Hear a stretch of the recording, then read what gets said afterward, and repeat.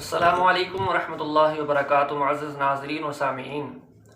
اس سے پہلے کہ میں آپ کو ایک ایسا عمل بتاؤں کہ شب برات میں یا کسی بھی رات میں آپ کو راتیں جاگنے کی ضرورت نہ ہو، بغیر رات جاگے ہی، بغیر کسی محنت کے، بغیر کسی رات کو آپ کو بیٹھ کے عبادت کے آپ سوئے رہیں اور آپ کو پوری رات کی عبادت کا ثواب مل جائے۔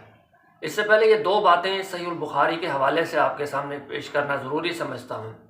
صحیح بخاری میں آتا ہے کہ نبی کریم صلی اللہ علیہ وسلم کی ازواج کے پاس، یعنی کہ آپ کے گھر میں آپ صلی اللہ علیہ وسلم تشریف فرما نہ تھے، تو تین صحابہ کرام، تین لوگ آئے اور انہوں نے نبی کریم صلی اللہ علیہ وسلم کی عبادت کے بارے میں سوال کیا۔ تو جب آپ کو نبی کریم صلی اللہ علیہ وسلم کی عبادت کے بارے میں بتایا گیا تو تینوں صحابہ نے سوچا کہ ہماری تو عبادت کچھ بھی نہیں ہے، رسول اللہ صلی اللہ علیہ وسلم تو بہت زیادہ عبادت کرتے ہیں۔ تو اس میں سے ایک شخص نے کہا کہ میں پوری زندگی تہجد پڑھتا رہوں گا، راتوں میں کبھی سوؤں گا نہیں۔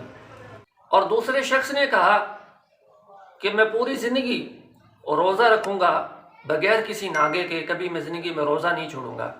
اور تیسرے شخص نے کہا کہ میں زندگی میں کبھی شادی نہیں کروں گا، کیونکہ شادی کے بعد مصروفیت بڑھتی ہے اور عبادت سے انسان تھوڑا دور ہو جاتا ہے، عبادت میں کمی آ جاتی ہے، اس لیے میں شادی نہیں کروں گا اپنا سارے کا سارا وقت تاکہ میں عبادت میں گزار سکوں۔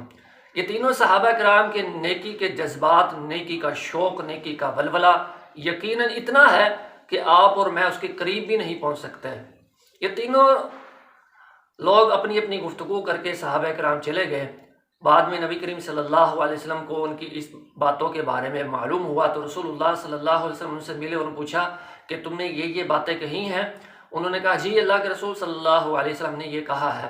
تو رسول اللہ صلی اللہ علیہ وسلم نے بڑی قیمتی گفتگو ارشاد فرماتے ہوئے فرمایا کہ دیکھو، میں راتوں کو جاگتا بھی ہوں اور سوتا بھی ہوں، قیام بھی کرتا ہوں اور آرام بھی کرتا ہوں، اور میں روزہ رکھتا بھی ہوں اور ناگا بھی کرتا ہوں، اور میں نے شادیاں بھی کی ہیں۔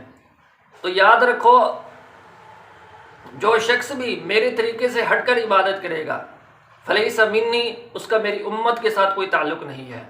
یہ قابل فکر بات یہ ہے کہ صحابہ تو عبادت میں آگے بڑھنا چاہتے تھے، جبکہ رسول اللہ صلی اللہ علیہ وسلم نے تنبیہ کرتے ہوئے فرمایا کہ نیکی اور عبادت بھی اتنی ہی کرو جتنی رسول اللہ صلی اللہ علیہ وسلم نے ارشاد فرمایا ہے۔ تو شب برات کے حوالے سے رسول اللہ صلی اللہ علیہ وسلم نے زندگی میں کبھی بھی عبادت نہیں کی ساری رات بیٹھ کے۔ جو روٹین میں آپ صلی اللہ علیہ وسلم پورا سال تہجد کی نماز پڑھا کرتے تھے، رات کا قیام کیا کرتے تھے، اسی طریقے سے کرتے رہے، اور صحابہ کرام بھی اسی طرح کرتے رہے۔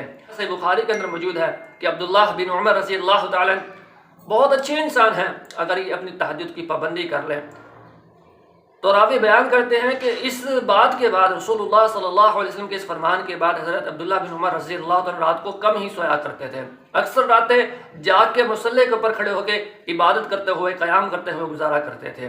تو یہ صحابہ کرام کا عبادت کا شوق ہے۔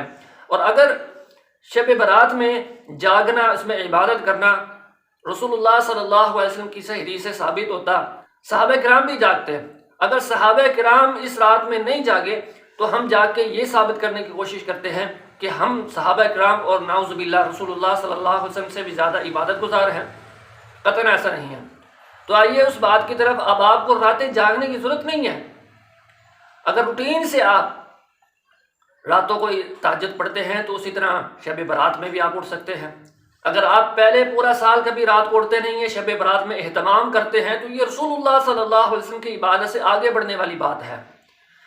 تو رسول اللہ صلی اللہ علیہ وسلم کی صحیح حدیث ہے، جس کا حوالہ آپ اسکرین پر دیکھ سکتے ہیں، کہ آپ صلی اللہ علیہ وسلم نے فرمایا کہ جو شخص ایمان والا عشاء کی نماز جماعت کے ساتھ ادا کرے اور پھر فجر کی نماز بھی جماعت کے ساتھ ادا کرے، پوری رات اگر وہ سویا رہتا ہے تو اللہ تبارک و تعالیٰ پوری رات کی عبادت کا اس کو ثواب عطا فرما دیتے ہیں۔